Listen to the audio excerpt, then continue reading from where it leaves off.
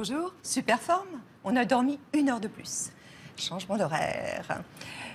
Si je vous dis quelqu'un d'enthousiaste, quelqu'un de passionné, quelqu'un qui a la foi, quelqu'un qui tente de convaincre, qui veut à tout prix convaincre, je vous en dis pas plus.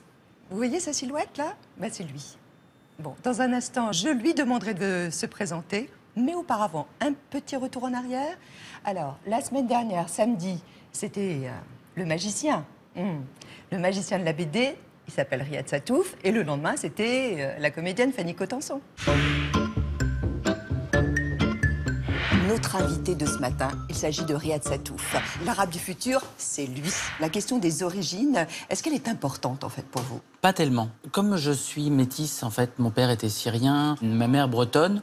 En fait, je suis un mélange bretonno-syrien, arabo-breton, bretonno-arabe. Vous jouez de la bombarde, la cornemuse? Non, j'aime bien les huîtres. Votre nom, Riyad Sattouf, ça vous a valu des colibés à l'école ou pas? Disons qu'en arabe, Riyad Sattouf, c'est Riyad al-Sattouf. Et en français, Sattouf, quand on est dans une classe, ça provoque des petits rires. Alors c'est vrai que j'étais un peu sensible, parce que comme j'étais persuadé d'être une somptuosité, parce que j'avais de vastes cheveux blancs, de déclencher l'hilarité, je n'étais pas habitué à ça. L'arabe du futur, mais l'arabe du passé, qu'est-ce que c'est? En tout cas, pour mon père, l'arabe du futur, quand je voulais pas aller à l'école, il me disait « Tu dois aller à l'école, parce que l'arabe du futur va à l'école. » Parce que pour lui, l'arabe du passé était illettré et analphabète, et pas maître de son destin. C'est de là que vient le titre de ma bande dessinée. La BD, elle a été traduite en 17 langues. Et vous seriez d'accord pour que ça paraisse dans tous les pays ou dans certains pays? Ce qui est difficile, c'est que si votre bande dessinée sort dans un pays pas démocratique, par exemple, il se peut que l'éditeur soit complice du gouvernement. En général, c'est les classes élevées de la société. Donc j'ai tendance à penser que non, pas dans tous les pays. Je préférais les pays démocratiques.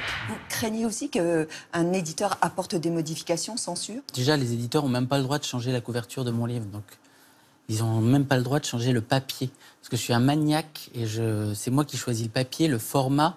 Je vais chez l'imprimeur et je lui fais recommencer. Ah oui, tout est bétonné. Ah bah je suis un psychopathe, j'épuise des gens, mais vous n'imaginez même pas. Sur une échelle de 1 à 10, à quel point vous êtes heureux dans votre vie? 10. Oh! Est-ce que vous avez déjà été attiré par un homme? J'ai désiré posséder le corps de Arnold Schwarzenegger, par exemple. Je le connais par cœur. Qu'est-ce que vous feriez si vous étiez une femme le temps d'une journée? Je pense que j'essaierais de rencontrer Riyad Sattouf. Fanny Cotenson est comédienne de cinéma, de théâtre. Le grand public l'a découvert dans les comédies, notamment de Francis Perrin. Et puis après, elle a joué, évidemment, les grands auteurs. Est-ce que vous étiez prête à tout pour y arriver? Non. En fait, j'avais aucune conscience. Moi, ce que je voulais, c'était au jour le jour. Et j'avais pas de plan de carrière. J'avais même pas de plan de rien du tout. J'étais pas armée du tout. Vous l'avez fait d'une manière instinctive, impulsive. Voilà, je voulais juste jouer la comédie.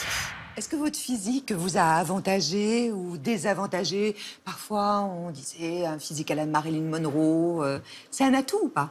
Sans doute, mais je me suis jamais trouvée jolie, donc... Heureusement que les autres vous trouvez jolie.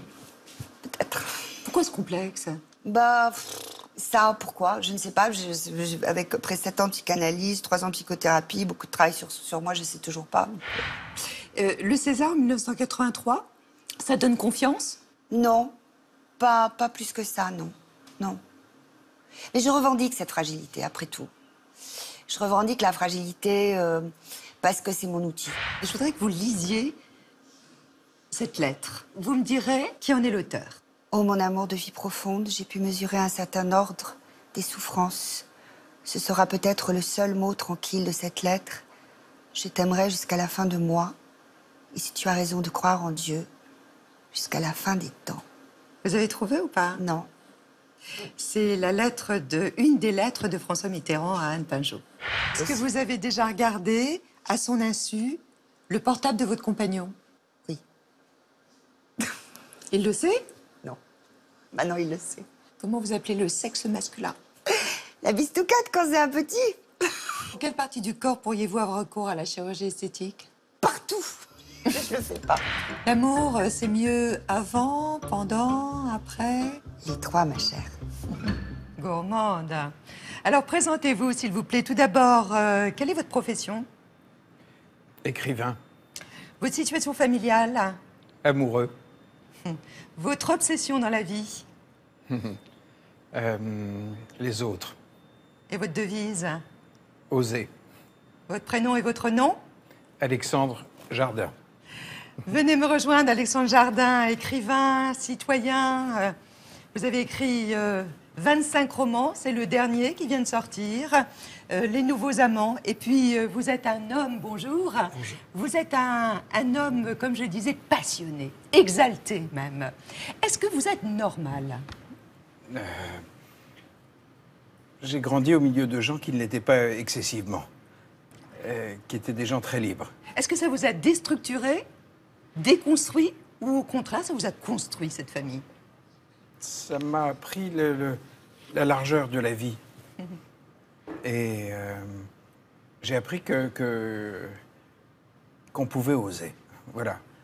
Ma mère osait beaucoup, mon père osait beaucoup. Votre père, c'est Pascal Jardin. Oui. Dit le Zubial. D'ailleurs, vous lui avez consacré un livre. Il était écrivain, il était scénariste, il était réputé très fantasque. Qu'est-ce que vous avez hérité de lui? Une liberté inouïe. Une vraie liberté. Papa fonctionnait comme ça. Je pouvais arriver dans un dîner, s'il était très troublé par la maîtresse de maison, il prévenait immédiatement le mari qu'il allait tout faire pour embarquer sa femme avant la fin du dîner. Et il le faisait. Il faut dire que vos parents étaient très, très libres. Oui. Libres sentimentalement, libres sexuellement. Autant d'ailleurs votre mère que votre père. Oui, c'était des très très grands amoureux. Ça, Très. c'est votre père? Oui, c'est Et papa. vous-même? Oui, Ouais. oui c'est papa. Voilà. Et alors, bizarrement, il n'y a pas de photo de votre mère. Jamais. Pourquoi? Maman l'aperçoit dans tous les films que ces hommes ont tournés, ont écrits. Dont les vôtres? Non.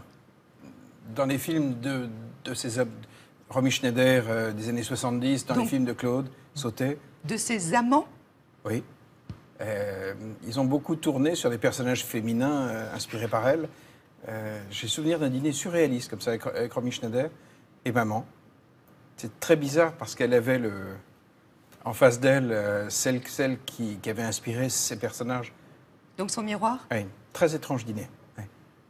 Vous avez vécu comme ça des moments où vous, enfant, vous êtes dit c'est pas normal, c'est pas la vie de mes copains? Je savais qu'on avait le droit de vivre comme au cinéma. Je savais que c'était possible d'abord. Je savais que... Je voyais bien quand même que lorsque je ramenais une petite amie à 14 ans à la maison, qu'elle repartait pour la Slovénie en train, j'étais en larmes et papa me disait on va sauter dans un avion, on va rattraper le train, on sera sur le quai demain matin à Ljubljana en Slovénie. Et on l'accueillera. Et là, tu deviendras inoubliable pour les femmes de sa famille. Et on le faisait. Et il y avait une mauvaise surprise à l'arrivée, puisqu'elle m'avait caché qu'elle avait un boyfriend. On est reparti la cobasse. Donc, il y avait, si on peut dire. Donc, Alexandre, il y avait une complicité d'homme avec Oui. votre père. Il m'expliquait que j'étais né pour aimer. Et que ça allait être la grande affaire.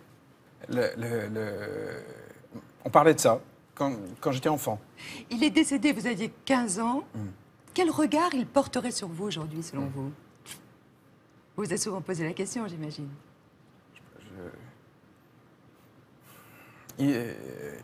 C'est un homme qui me manque tout le temps. Sa gaieté me manque tout le temps.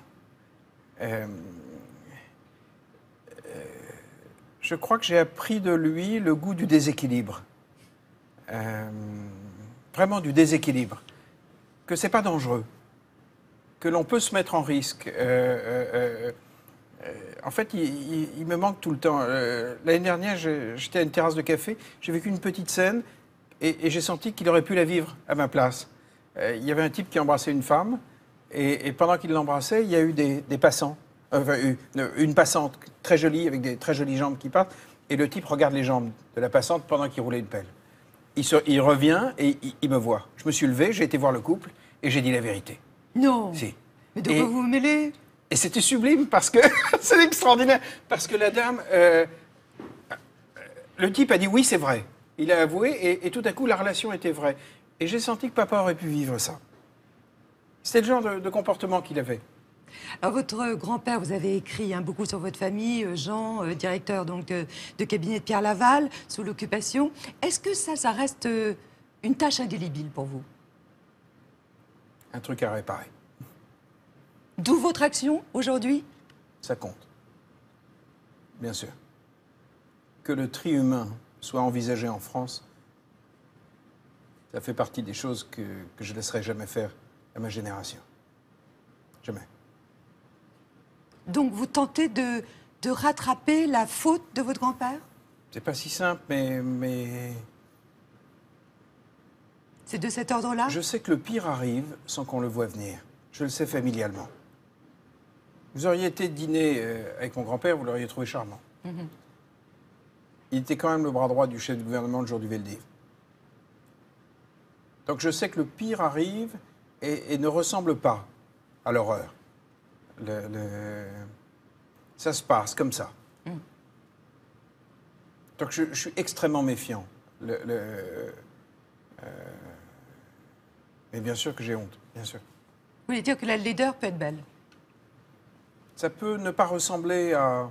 On peut ne pas voir les choses dans l'instant. Voilà. Mais du coup, je suis très aux aguets de ça.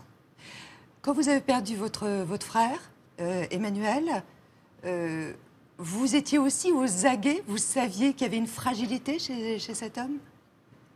Oui. Et...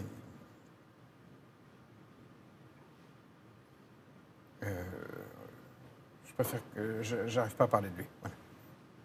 C'était votre frère et il est parti de lui-même.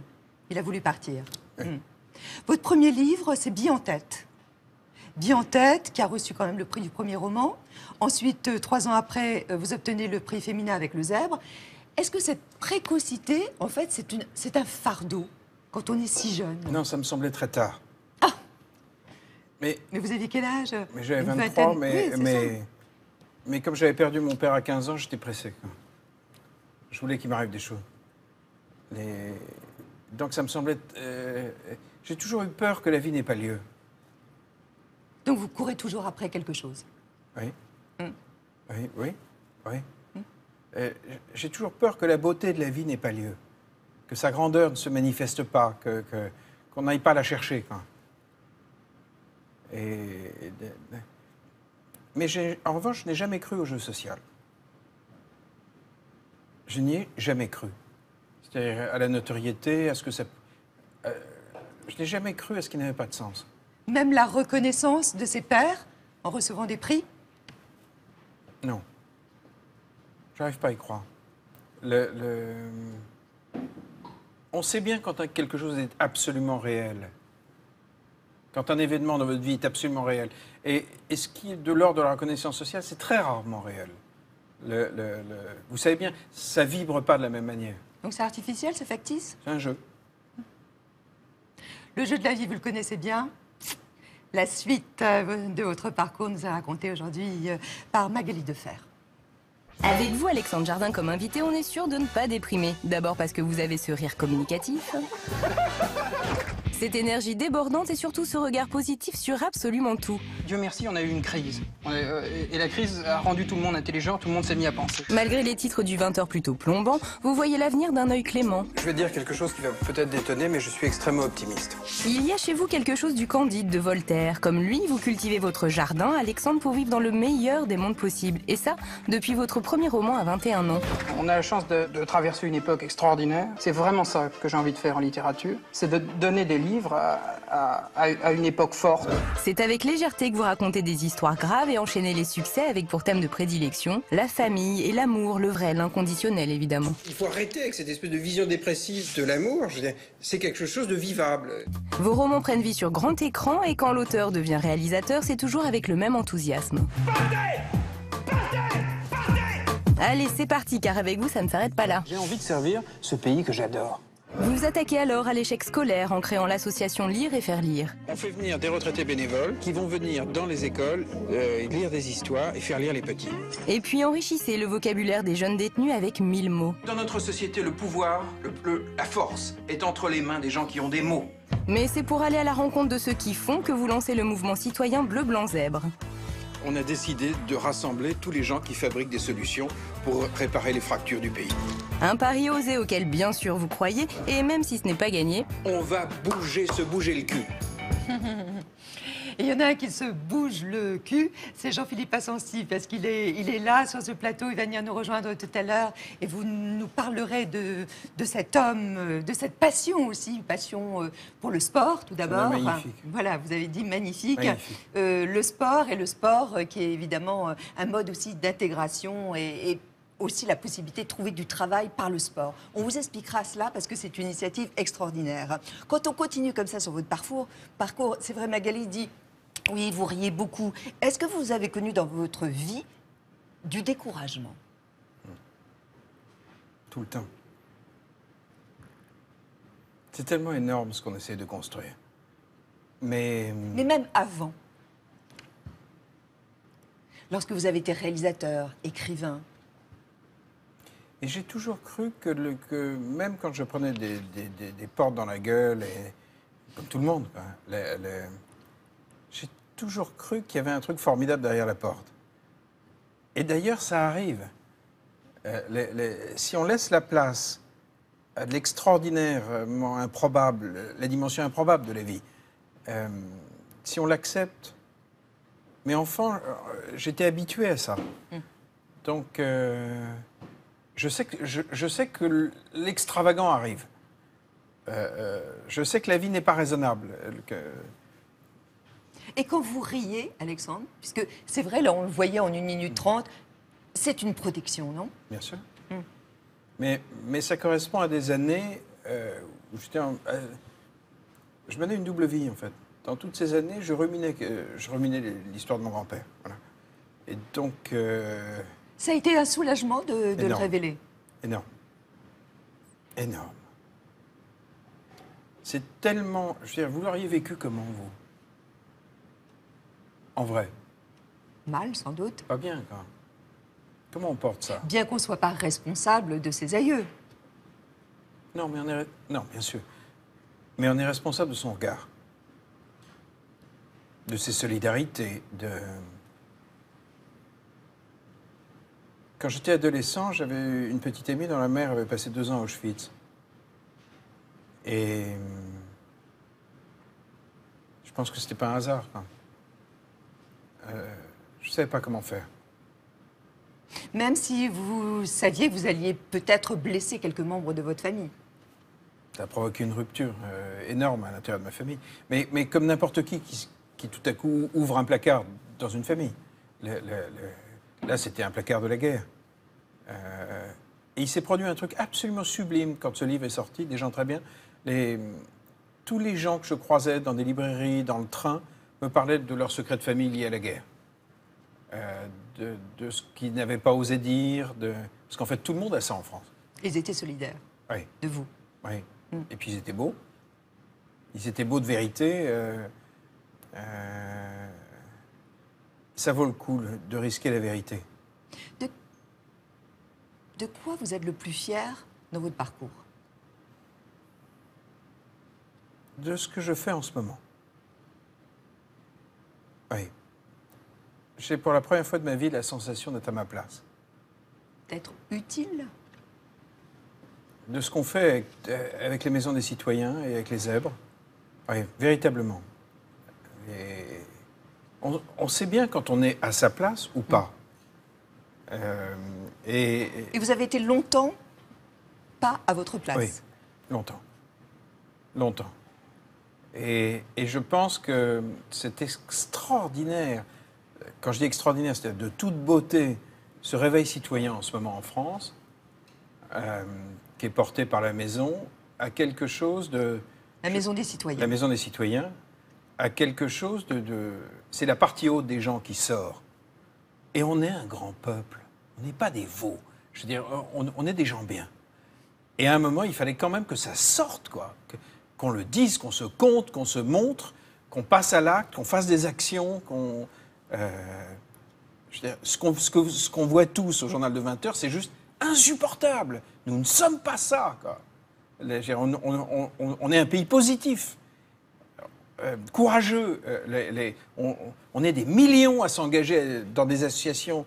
Il y a des millions d'entrepreneurs, il y a des millions pas des millions, mais des centaines de milliers d'élus locaux qui se battent localement.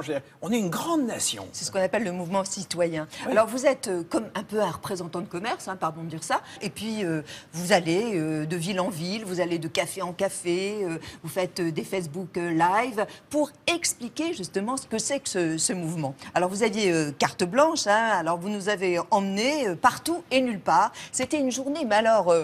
à la Alexandre Jardin, très décousu, foutraque, Magali Defer et Loïc Baffy vous ont accompagné. Bonjour, je suis toujours en retard. Je n'arrive pas à être ponctuel. Voilà, c'est comme ça que cette drôle de journée avec Alexandre Jardin a commencé. Il est arrivé en scooter, le téléphone greffé à l'oreille en pleine interview pour la presse écrite. Vous êtes débordé en ce moment? Un peu. Il ne sait plus où donner de la tête alors, forcément. Je suis une catastrophe. J'ai perdu mes clés. En ce moment, j'ai la tête en l'air. Entre une vie d'écrivain, une vie de faiseux avec les zèbres, une vie de citoyen avec les maisons des citoyens, j'ai du mal à tout faire entrer. Je voulais vous emmener dans le seul endroit où je suis tranquille pour écrire, mon bureau. C'est une maison de poupée, où j'ai le droit d'être fou. Je suis content derrière cette porte, lorsque j'ai la clé. Bizarrement, plus je suis vraiment engagé, plus la main d'écrivain a besoin de vivre, plus j'ai besoin de devenir fou derrière cette porte. Ouvrez-moi! L'écrivain est à la porte. Et comme la porte est restée fermée, on a opté pour un plan B, direction le café au pas de course. Vous vivez toujours à 100 à l'heure? 300. Essayer de faire éclore ce nouveau pays qui arrive, aider les autres à exister, c'est absolument jouissif. Ça me ruine, ça fout en l'air ma vie de famille, mais ça vaut le coup. J'ai pas à choisir si je suis écrivain ou citoyen. Dans les mouvements citoyens, on a tous des métiers.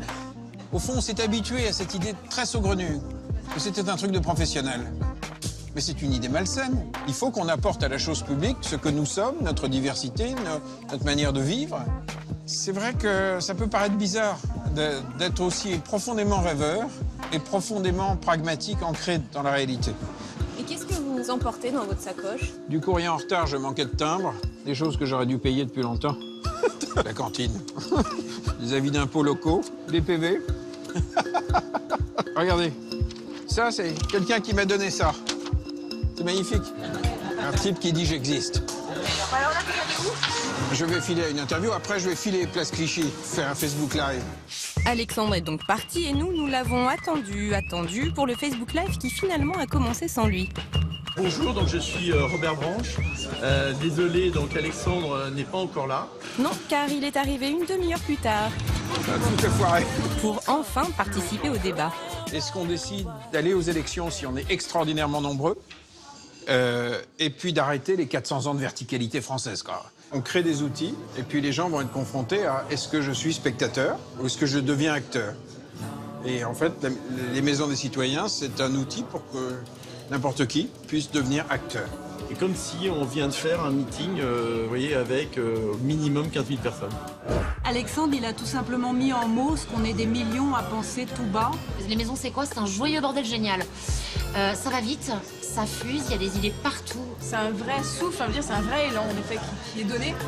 Et je pense que c'est ça qui inspire globalement les gens. Oui. Je dois être à 19h30 à Radio Classique. Ah, donc là, vous allez encore nous abandonner, Alexandre? Il est donc reparti, puis il est revenu. Ça s'est bien passé. Interview avec PPDA. Je rejoins encore l'équipe. On fait un point tous les soirs. Rattrapé aussi par son métier d'écrivain. Et je me suis demandé comment j'allais mélanger ces deux vies. Et en fait, ça se fait naturellement. Ça se fait naturellement. Mais ça doit être épuisant un peu quand même, non? Oui, un peu. Est-ce que vous avez retrouvé vos clés? Non. Ils sont perdus. On a des maisons partout, mais j'ai plus les clés. On le voit, vous utilisez les médias. Est-ce que ce sont les médias qui vous utilisent ou c'est vous qui les manipulez? La Maison des citoyens est née sans les médias. On a démarré par Facebook et spontanément, aujourd'hui, il y en a près de 156 qui se sont créés à travers la France. Donc, non, en 3 semaines. Hein. Ah, oui, en 3 semaines. Il y a déjà 43 000 membres. Il y a plus d'un demi-million de gens qui circulent sur nos réseaux chaque semaine. Non, ça s'est fait sans les médias. En fait, les médias sont arrivés après. Alors Alexandre, c'est vrai que là, on vous sollicite Mais c'est pas important, mal. hein. C'est venu des gens. C'est venu des gens. Mais on vous sollicite, on vous voit effectivement dans les émissions notamment politiques. Vous y étiez donc le 20 octobre face à Bruno Le Maire. Et vous vous êtes emporté. Jeudi dernier, je vous ai écouté comme tous les autres dans le débat sur la primaire. Et là, je vous ai écouté depuis le début, avec énormément de colère. Aucun n'a eu la modestie de dire que je veux construire avec les Français. Je vais vous expliquer pourquoi je viens avec ça. Vous avez écrit une brique, je vous en apporte une autre. Ça a été inventé par les consommateurs pour réparer, pour pouvoir faire en sorte que les agriculteurs puissent vivre dignement de leur boulot. Ce sont les citoyens qui fabriquent les solutions. Alors, ça a été un moment, effectivement, qui a été assez commenté sur les réseaux sociaux. Il y a eu des tweets. Alors, là, on peut en lire 2 ou 3. On a sélectionné, effectivement, ceux qui disent « Mais pourquoi s'emporter pour argumenter? Est-ce que c'est efficace ?» Regardez les tweets, là. Il y en a quelques-uns. On pensait voir un intello, on a vu un excité. Ensuite, l'arrogance n'est pas utile pour défendre vos idées, un peu d'honneur de leçon. Et puis, il doit y en avoir là un dernier. Enfin, quelqu'un qui dit haut et fort ce que beaucoup pensent. Qu'est-ce que vous avez à dire à ça? L'arrogance, la violence verbale? J'ai à dire que, sincèrement, je suis très en colère lorsque je vois que des projets politiques se montent sans tenir compte de l'apport de la société, de l'apport des territoires. Et maintenant que ça fait 3 ans qu'avec le mouvement des zèbres, on repère localement les gens qui sont des porteurs de solutions. On a identifié plus de 300 programmes. Et lorsque dans un programme dit présidentiel, je ne trouve pas de volonté de co-construire avec les citoyens, de co-construire avec les territoires, je trouve ça indécent. Vous dites c'est indigne. C'est indigne. C'est indigne. Il y a un peuple qui en ce moment est en train de se prendre en main, et il y a des équipes présidentielles qui continuent à fonctionner avec un logiciel de technocrates. C'est indigne. À un moment, il va falloir que l'on co-construise en France. Co-construire. C'est-à-dire dans le respect profond des initiatives de notre pays. Et la Maison des citoyens est en train de porter ça. Et pas nécessairement contre les politiques, mais avec. Alors, je vais être très très clair, nous travaillons massivement avec les élus locaux, parce qu'ils sont faiseux, parce qu'ils sont à portée de baffe, parce qu'ils doivent livrer, parce qu'ils ont des problèmes concrets. En fait, un élu local, ça ressemble incroyablement à un militant associatif en France. Il faut savoir qu'il y a 80% des gens dans les conseils municipaux en France qui sont bénévoles. C'est ça la réalité de notre démocratie locale. Donc on travaille énormément avec les territoires et c'est vrai que les maisons des citoyens sont en ce moment en train de faire un repérage des meilleurs faiseux à travers l'ensemble des départements français. On est en train de faire remonter le talent du pays. Donc quand je tombe sur des équipes complètement technocratisées, je ne suis pas d'accord. Alors, en juillet, on vous a vu prendre la parole au meeting d'Emmanuel Macron à la Mutualité. Depuis, là, on vous voit. D'ailleurs, on voit les images. Je vais poser des conditions. Et depuis, il vous est déçu? Mais j'avais été le voir pour lui poser des conditions pour qu'il travaille pour nous. Et il n'en a respecté aucune. Il n'a pas fait. Quand je dis faire, c'est faire. Tout à l'heure, Jean-Philippe Assensi va venir parler de l'Agence pour l'éducation par le sport. Il va parler d'un fabuleux programme. Je lui avais demandé de faire sa part, modestement. Il l'a jamais fait. Qu'est-ce que c'est faire sa part? Ça voulait dire quoi? En l'occurrence, vous allez voir, lorsqu'il va vous parler du programme, je lui ai demandé de venir avec des directeurs de banque pour étendre un fabuleux programme. Et ce n'était pas la bonne date en com. Je supporte plus ça. Je veux dire, on est des militants associatifs, on est des élus locaux, on est des entrepreneurs qui nous battons pour de vrai, et donc tout ce qui peut ressembler à de la com, c'est intolérable. Je veux dire, on a 9 millions de gens sous le seuil de pauvreté, on a 6 millions de chômeurs, donc maintenant il faut faire les trucs, Mais Alexandre, quel est l'homme, ou la femme bien sûr politique, qui a quand même grâce à vos yeux? Si on monte, très franchement, ils ont... je parle des politiques nationaux, je ne parle pas des politiques locaux. Pour moi, c'est un autre monde. Il y a un logiciel qui reste fondamentalement technocratique. C'est-à-dire qu'il est terrifiant de voir qu'ils ne considèrent pas, ils ne prennent pas au sérieux l'initiative d'un peuple. C'est sidérant. Je vais prendre des exemples. Oui. Un exemple très concret. On a une plateforme qui s'appelle WeMove. C'est une fille, Florence Gilbert, une jeune femme qui a monté 22 plateformes régionales. Les chômeurs peuvent venir, ils sont envoyés par des associations d'insertion pour trouver une solution de transport. Quand vous êtes au chômage quelque part, que vous avez une compétence, qu'il y a du boulot à 20 km, si vous n'avez pas de bagnole, ça ne marche pas. La plateforme WeMove trouve dans 80% des cas une solution de transport pour retrouver du travail. Je veux dire, c'est un outil puissant pour le pays, mais un véritable outil. Moi, avec Lire et faire lire... Ça coûte rien. Si, on a trouvé des financements, on l'a aidée. Elle va pouvoir désormais traiter 100 000 chômeurs par an. C'est une fabuleuse nouvelle pour le pays. Mais donc vous voyez... des financements privés. Oui, en l'occurrence, oui. Des financements d'un grand groupe.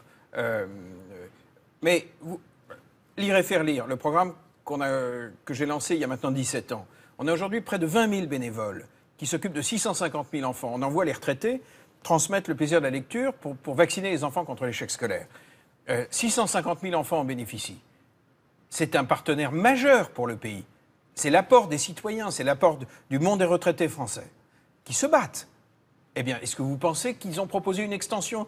Aucune équipe. Donc, au bout d'un moment, on a décidé de créer une puissance citoyenne qui s'appelle la Maison des citoyens.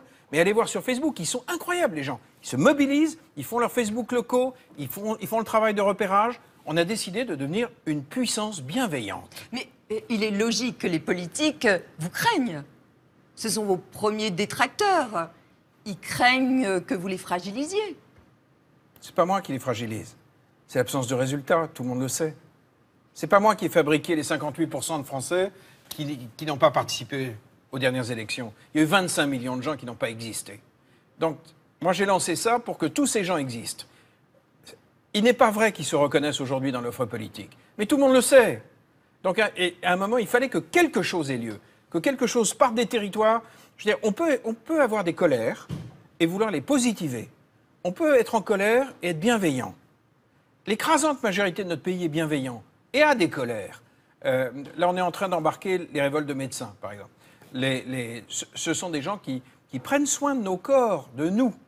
Ce sont des gens absolument capitaux pour notre pays.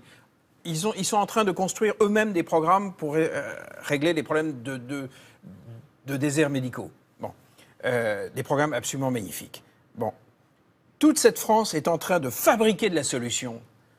Alors, si le vieux monde politique ne nous entend pas, on va grandir, on va se compter, et c'est ce que je disais dans le reportage, au mois de janvier, si on est 100 000, 200 000, des millions, on décidera.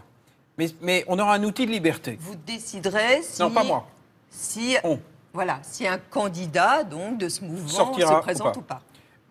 Ou alors, si on va à la négociation avec les partis. Mais vous comprenez, pour moi, ce qui est capital, c'est que les gens eux-mêmes décident, soient acteurs. Ça fait des années qu'en tant que militant... C'est ce que vous appelez les faiseux, à l'inverse donc des diseux. Oui, on fait sa part. Modestement, humblement, on l'a fait. Et j'adore ces gens. Alors ils sont beaux. Vous comprendrez qu'Alexandre Jardin, là, est un électron libre. Il est... Mais pragmatique. Un trublion aussi. Et il y a deux personnes qui vous connaissent bien, c'est Jean-Paul Enthoven, qui est votre éditeur, et puis Frédéric Lopez, qu'on connaît bien évidemment sur France 2 et qu'on apprécie beaucoup. Ils sont tous les deux vos fans. Alors, ils nous donnent les raisons de bien aimer Alexandre Jardin. J'ai 1000 trucs à dire sur lui parce que je l'aime beaucoup, en fait. C'est-à-dire que c'est un être humain rare. Le propre d'un écrivain en général, c'est de regarder son nombril. Et tout d'un coup, lui, il regarde le cœur des autres. C'est quand même pas banal. Il est très très intelligent, très drôle, très enthousiaste, très protecteur, très attentionné aux autres. C'est quelqu'un qui aime aimer. C'est quelqu'un qui aime admirer. Moi, par exemple, il me prête des vertus que je n'ai absolument pas. Il m'a envoyé sans doute les plus beaux SMS qu'on m'a jamais envoyés dans ma vie. Comme ça. Juste comme ça. Il dit plein de choses que la pudeur m'empêche de dire, mais donc je crois que c'est quelqu'un qui vous connecte au réel. Il ne s'embarrasse pas de faux semblants. Il a une espèce d'authenticité fatigante. Je veux dire, il pourrait cacher son jeu, vous comprenez? Non, il ne le cache pas. Il est comme ça. Je l'ai vu engueuler par SMS des hommes politiques, que vous voyez dans les médias qui se prennent très au sérieux. Il leur parle comme à des enfants. Hein. Donc, non, c'est quelqu'un qui qui ne triche pas, donc on peut pas lui reprocher d'être ce qu'il est. Ce dont je ne doute pas, c'est de sa sincérité, qui confine même parfois à la naïveté. Il pense que tout le monde peut s'entendre, Alexandre. Il est habité par ce truc incroyable, c'est que voilà, il veut sauver le monde. Je le soupçonne d'avoir un syndrome qui s'appelle le syndrome messianique. C'est ça qui le fait rire, c'est ça qui le fait bondir hors de son lit le matin, rendre l'improbable possible. Je le vois, il est en surchauffe permanente. Je dis, pose-toi, pose-toi. T'as pas besoin de faire tout ça pour qu'on t'aime, je te promets. Bon, je le vanne, mais en même temps, je suis content qu'il fasse tout ça. Et parfois, j'ai un peu peur pour lui. J'espère qu'il va pas y laisser des plumes, voilà. Et je veux savoir, quand est-ce que tu te reposes? Quand est-ce que c'est la dernière fois, Catherine, je vous laisse lui demander, quand est-ce que c'est la dernière fois que tu t'es reposé, Alexandre? Je pose la question, alors Frédéric, quand est-ce que... Allez, répondez. J'ai du mal. Vous avez du mal? J'ai du mal à me reposer. Pourquoi? Parce que vous culpabilisez quand vous vous reposez? Vous vous dites, je ne suis pas en train d'agir? Il y a une telle crise sociale. Il faut faire ce qu'on peut faire. Mais il faut le faire. L'écriture aujourd'hui, c'est quoi? C'est alimentaire essentiellement? Non. C'est le cœur de ma vie. C'est le cœur de mon intimité. C'est le cœur de ma folie. Si on veut vous connaître, il faut vous lire. Oui. C'est ma part de folie. De folie assumée, quoi. Je suis vraiment écrivain. Même si aujourd'hui je passe 95% de ma vie à monter des programmes sociaux, à mettre en contact des gens, à négocier des accords avec des régions, avec des... Mais je m'interrogeais, pardon, Alexandre, mais quelle est la source de vos revenus aujourd'hui? Mes livres. Essentiellement. Oui, Parce que tout ce que vous faites, oui, tout ce que vous avez décrit, tout votre engagement est bénévole. Bien sûr. Je le paye depuis 17 ans, avec mes droits d'auteur, et surtout depuis 3 ans. En fait, j'ai fait 300 déplacements pour trouver tous les programmes des Zèbres. Donc, il faut payer les billets de train, il faut y aller, j'utilise mes droits d'auteur. Les Nouveaux Amants, c'est chez Grasset, c'est votre 25e roman. Et alors, vous dites, dans une des premières pages et une des dernières, l'auteur se réserve le droit d'être en complet désaccord avec ses propos. Écrire, c'est se contredire. Oui. Donc, c'est pas vous. C'est un morceau de moi. Un morceau. C'est ce héros de ce livre, qui a la chance incroyable de tomber sur une femme qui lui donne accès à sa part de folie. Ils vont tous devenir fous, et ce sont les plus fous qui vont gagner. Et c'est vrai qu'on aimerait tous vivre ça, mais on n'y va pas. On a peur comme disait Jean-Paul Antoven, on a peur de laisser des plumes. Et ils y vont. Mais on en revient à votre devise, oser. Accéder à sa part de folie. Mais qu'est-ce qui fait qu'on n'y va pas? Et c'est pour ça que j'aime ces personnages, mais que je les aime vraiment. Parce qu'ils ont, dans ce roman, ils ont le courage de faire ce qu'on n'ose pas vraiment faire. Ou alors on ose une fois dans sa vie, puis après on a eu tellement mal. C'est-à-dire que... Même s'il y a une trahison et s'il y a une infidélité dans le couple. Ils sont très très fous. Ils se mettent extraordinairement en risque. À chaque scène, une des héroïnes s'appelle Rose avec un S, au pluriel, parce qu'elle est absolument contradictoire. À chaque instant, on ne sait pas jusqu'où elle va aller. Et c'est ça la littérature. C'est la possibilité d'avoir accès à cette liberté intégrale. Même à ses fantasmes. Oui, bien sûr. Oui. Bien le sûr. Fantasme de beaucoup d'hommes, un trio à 3. Et il y a plein de folie dans le livre. Tout à l'heure, c'est marrant, j'ai garé mon scooter que j'ai attaché en face de France Télévisions, et pendant que j'attachais mon cadenas, il y a une femme qui arrive et qui me dit « Je suis en train de lire votre livre, je le cache à mon mari. J'ai peur qu'il me juge. » Et elle est repartie. Rose, votre héroïne, elle est tentée d'ailleurs par l'infidélité, elle se pose la question, mais elle culpabilise et vous lui faites dire « Tu es maman, tu n'as pas le droit ». Est-ce que vous diriez cela d'un homme? Tout le monde a de la culpabilité. Je suis papa, j'ai pas le droit? Tout le monde a des culpabilités. C'est le roman de la vie, hein. Qu'est-ce qu'on en fait? Est-ce que ça nous enferme? Est-ce qu'on pousse les portes? Et une des grandes fonctions de la littérature, c'est quand même de pousser les portes psychiques. C'est d'aller beaucoup plus loin que ce qu'on oserait vivre sur cette terre. Dans la réalité. Oui, et c'est drôle, cette femme qui est en face de France Télé me dit... en fait, elle avait accès à un morceau d'elle, mais elle ne voulait pas que son mari le sache. Elle avait peur d'être jugée par son mari. Mais comment les réseaux sociaux, en fait, ont influencé aussi ce livre? Parce qu'ils sont très présents. Très présents. Le livre court, le livre galope, parce qu'on vit dans une époque rapide. C'est le retour du XVIIIe siècle. De la rapidité, un tweet, ça peut être un mot d'esprit, parce que c'est bref. Ça peut claquer. Et c'est vrai que l'héroïne écrit énormément en tweet. Mais surtout, ça rend... C'est à bout de souffle. C'est à bout de souffle. J'adore la vie comme ça. Amélie Nothomb, l'écrivaine qui était à votre place il y a quelques semaines, elle affirmait en fait que les scènes sexuelles, érotiques, en littérature, étaient parfois assez ridicules. Dans ce livre, il y en a beaucoup. Joyeuse. Joyeuse. Sauvage. les enthousiastes. Enthousiastes. Je crois que la joie permet tout. Et c'est vrai que ce sont des personnages qui accèdent à leur joie. Et je le souhaite à tout le monde. Mais à la vraie joie, j'ai pas dit la gaieté, hein, qui est un sous-produit de la joie. La joie, c'est ce qui se passe quand on est libéré de la peur. Et c'est vrai que dans ce roman, ils vont très au-delà de leur trouille. Ouais. D'ailleurs, c'est un livre que j'en mets souvent dans ma sacoche. Parce que quand je vois des gens dans la rue que je trouve un peu trop calmes, je leur donne. Ah, vous les offrez? Oui, j'ai vu une... Il va être content, votre éditeur. Oui, quand je vois une dame un peu trop calme, hop. Laura, votre femme, elle l'a lu. Elle en a pensé quoi? Le livre lui est dédié. Oui, mais encore.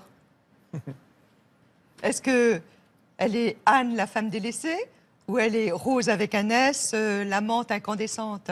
Pleine de folie. Bon, vous nous rassurez. C'est aux éditions Grasset. Il est temps, Alexandre, de recevoir celui que vous voulez absolument nous présenter. Oui. Et je crois que vous avez fortement raison. Un de ces grands Français. Voilà une action concrète. Très concrète. Allez, Jean-Philippe Assonsi Un très est grand sur monsieur. le plateau de Oui. Thé au Café et on l'en remercie. Bonjour Jean-Philippe. Bonjour. Alors, présentez-le aux téléspectateurs. Voilà. Dites-nous, il est le fondateur, tout d'abord, de l'agence pour l'éducation par le sport. Oui. Et il est le nouveau président de votre mouvement. Oui. Il prend le relais, ça y est. Bien sûr. Oui. L'agence pour l'éducation par le sport, c'est un truc, c'est un outil pour le pays. Ils ont décidé de labelliser tous les clubs de sport qui font un travail d'insertion pour que les jeunes de nos quartiers accèdent au travail, en utilisant le sport. Parce que bien souvent, on est dans des quartiers où les jeunes ne vont même plus dans les missions pour l'emploi, alors qu'ils vont au club de sport. Et ils ont affaire à des gens que j'ai rencontrés à travers Jean-Philippe, qui sont les très grands coachs sportifs qui tiennent les quartiers en France et qui vont les amener vers le travail. Et ils ont mis en place 2 politiques que tu racontes-les, qui sont exemplaires. Mais Jean-Philippe, comment on passe du sport, qui est une activité corporelle, mentale aussi, et puis à la discipline du travail? Le sport, c'est déjà une grande histoire de fraternité. C'est certainement une des plus grandes histoires. Tous les gamins, la plupart des gamins, passent par un club de sport. On y rencontre l'éducateur. Quelle autre personne vous aime plus qu'un éducateur? Il y a vos parents et après, certainement, l'entraîneur sportif, c'est celui qui vous accompagne le plus. Moi, comme des croit en vous. Qui croit en vous. Moi, comme des millions de Français, je me souviens de mes éducateurs de 6 ans jusqu'à 30 ans. Ils ont marqué ma vie, ils m'ont accompagné, ils m'ont donné confiance, ils m'ont donné la joie, ils m'ont envie de me battre. Et quand je suis devenu un petit peu plus grand, je me suis aperçu que c'était la grande histoire de ma vie et que finalement, tous ces entraîneurs, j'ai eu la chance de connaître des entraîneurs extraordinaires. Et je veux dire au passage que, pour moi, Alexandre, c'est le plus grand coach que j'ai jamais rencontré. C'est-à-dire que celui qui parle, comme tu le dis si bien, à votre partie haute, celui qui révèle ce qu'il y a de mieux en soi. Et ce qui me touche aujourd'hui le plus, c'est que dans ces quartiers français, c'est le désespoir. Et que c'est ces jeunes-là qui ont un talent incroyable, qui s'expriment dans le sport. 15 d'entre eux ont été sur le toit du monde sur les Jeux Olympiques. 15 proviennent des quartiers. Mais comment on les fait passer dans le monde du travail?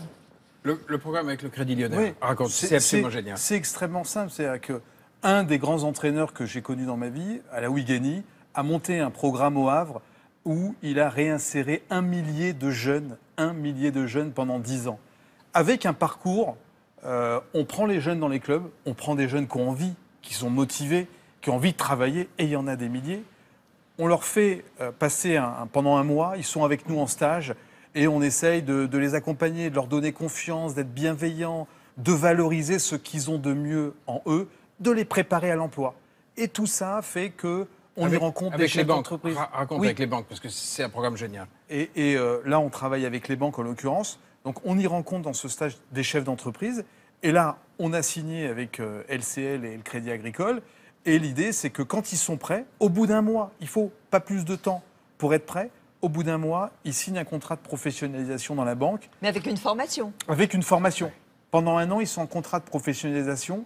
Nous, on les a préparés justement à avoir confiance en eux. Et puis, on fait partie des seuls qui leur disent « T'es un type bien, tu as des qualités, maintenant il faut y aller. » Et le Crédit Lyonnais réserve aujourd'hui 10% de ses recrutements au club de l'Agence pour l'éducation par le sport. 10%, c'est énorme. Ça correspond à peu près à combien de personnes? Une centaine. Mais surtout, ce qui est intéressant, c'est que vous avez le modèle pour transférer ça au secteur bancaire. Et il est en train de piloter avec l'Association française de banques un groupe de travail pour étendre ça à d'autres, au secteur bancaire. Et quel est le taux de réussite, Jean-Philippe? Écoutez, sur LCL, c'est du 80%, ce qui est absolument assez exceptionnel parce que vous prenez des jeunes qui sont souvent sans diplôme, qui sont au chômage, qui n'ont pas vu d'entreprise depuis des années. Alexandre le disait tout à l'heure, on a beau être à la mission locale, quand on est dans des quartiers compliqués, le vrai problème de ce pays, c'est que la plupart des boîtes ne s'intéressent plus à ces jeunes. C'est quand même assez dramatique. Donc 80%, chez LCL, quand vous passez un BTS, par exemple, vous avez 60% de taux de réussite. Nous, nos jeunes, on est à 80%. C'est énorme. Et ce que vous disiez tout à l'heure, je veux dire, le sport est une très grande école. Quand vous dites qu'est-ce qu'on apprend dans un club de sport, c'est peut-être ça le soutien le plus fort d'Alexandre, c'est de dire, quand tu as vu tous ces gamins-là dans un club de sport, mais on apprend plein de choses. On apprend la vie, on apprend la fraternité, on apprend l'intelligence de la situation, on apprend à se fixer des objectifs, on apprend à arriver à l'heure, on apprend à gagner, on apprend la joie, on apprend à être heureux. Le relationnel aussi. Le relationnel. Avec la clientèle et puis avec les autres. Ouais. Exactement. Et donc, nous, c'est ce qu'on a vendu aux entreprises et quel est le pourcentage de filles et de garçons? 50-50. C'est-à-dire qu'on s'est dit, dès le démarrage, on aura 50% de filles, 50% de garçons. Et ce que je veux dire aussi, c'est que ce ne sont pas des grands sportifs, mais ce sont des sportifs réguliers.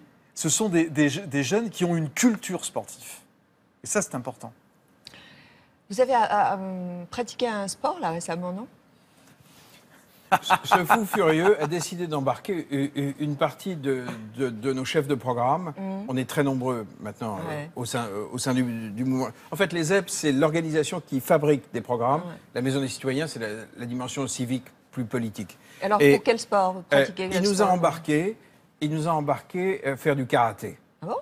Et donc, j'ai découvert le karaté avec lui, dans un endroit complètement improbable, où on s'est retrouvés le week-end dernier, cerné par une douzaine... À Lorient, non? À Lorient? Oui, à côté de Lorient. Mais avec un prof particulier? Très particulier, et on s'est retrouvés attaqués.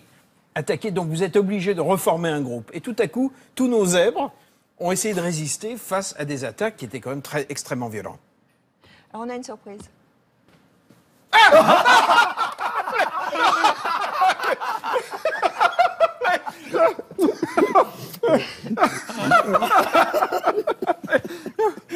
C'est Christian. Bonjour Christian. Merci d'être là. Je l'ai traumatisé en Bretagne. Mais parce que la dernière fois... Non. Restez debout. Restez debout. Parce que Christian va nous montrer ce que vous savez faire aujourd'hui. Ah non.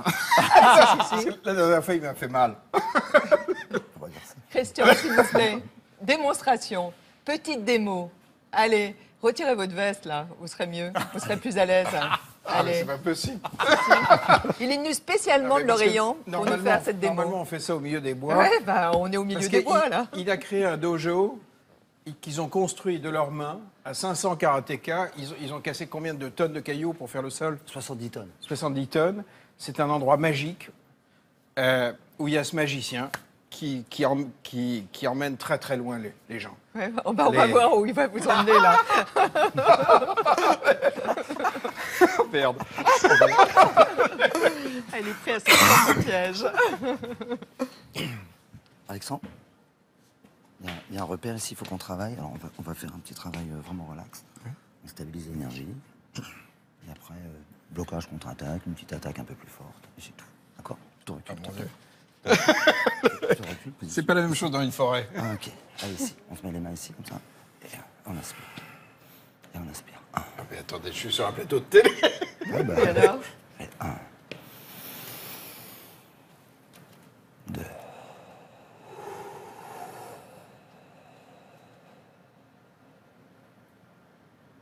Encore une dernière inspiration. 2. Ok, bien, mais on sait. Ok. Une attaque, un blocage, l'enracinement, le ciel, la terre, l'homme. Le but, c'est pas seulement la technique, c'est ce qu'on véhicule en termes d'énergie. D'accord? Allez, on calme. Là, je t'attaque, tu fais un beau blocage. Tu restes position, yoï, comme ça. Et calme-toi, tu vas le faire. Un ici. Blocage, taille chaud. Ok. Et l'autre bras. 2, 3, 4, 5, 6, 7, 8, 9, 10. Yeah, mais il bloque bien. Hein. L'autre côté, tu m'attaques ici. Parce qu'il m'a fait un peu mal la dernière fois. Ouais. Alors la dernière fois, c'était 8 heures d'entraînement d'affilée. Ouais. Et c'était voir un petit peu, mettre à l'épreuve cette verticalité-là. Donc on ne peut pas mettre les choses à l'épreuve si on reste dans une relation modérée. La joie, la transcendance, l'explosion, ben voilà, c'est des thèmes. Hein. On attaque ici. 1, 2, 3, 4, 5, 6. Bien, mais. Ok. Allez, salut. On garde. 1, 2. Un flexi, c'est pas mal. Alors, vous avez vu, on va doucement et on va aller un peu plus fort. Attends. 1, 2. Allez, on voit que l'énergie se stabilise. Je vais attaquer maximum. Après, on arrête. Hein? D'accord. Allez, arrête! Allez, arrête! Ah! Wow. Ben, bravo. Magnifique. Et au Hein. bout de plusieurs heures, on bascule dans un autre état. Mais on le Oui. ressent, ça a duré quelques minutes et on ressent que vous êtes d'ailleurs dans une bulle. Hein, on est très extérieur, en Oui. tout cas c'est très beau. Et merci beaucoup à vous d'être venu spécialement pour faire cette démonstration et surtout pour nous dire que le karaté c'était vraiment un sport qui permettait aussi de canaliser, hein, si j'ai bien compris, sa violence et sa force intérieure. Hein. Ça vous a aidé, vous ? Vous allez chercher quelque chose de si puissant au bout de plusieurs heures. Vous devenez quelqu'un d'autre. En fait, vous devenez vous. C'est beau, c'est le mot de la fin. Merci beaucoup, hein, Christian. Merci à vous. Merci beaucoup, Jean-Philippe. Merci. Et continuez vraiment cette belle action, cette œuvre même. On va aller au dos à dos ensemble.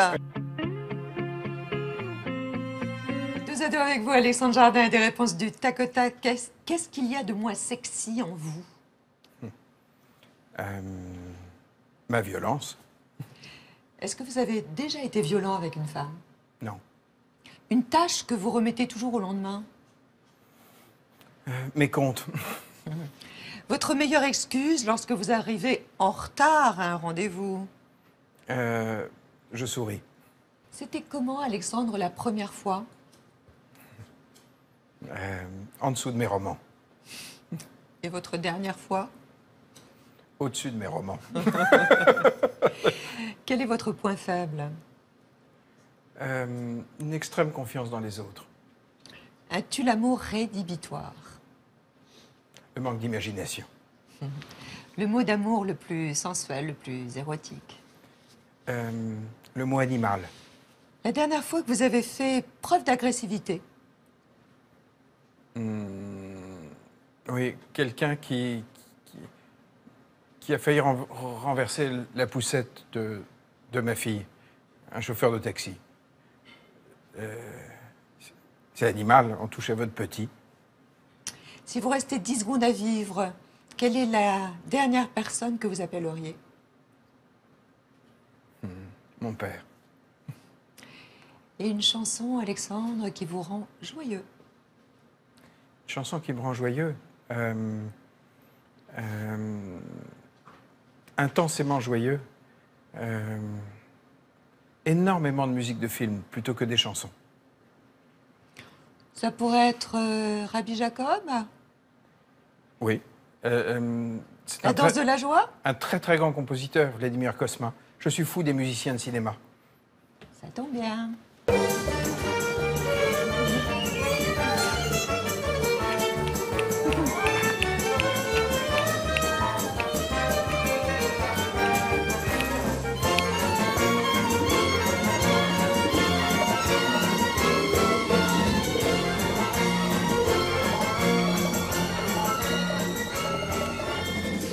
C'est vrai, vous aimez Ennio Morricone, vous aimez Vladimir Kosma, Georges Delrue. François Droubet. Pourquoi plus que des chansons de variété? Ce sont des romanciers. Ce sont des grands... J'ai une très grande musique de Kosma, une très grande musique d'Ennio Morricone. C'est un très grand roman. Ce sont d'extraordinaires raconteurs d'histoire. Ouais, je crois que la boucle est bouclée, là. J'adore ça. Je voudrais remercier André-Pierre Arnal.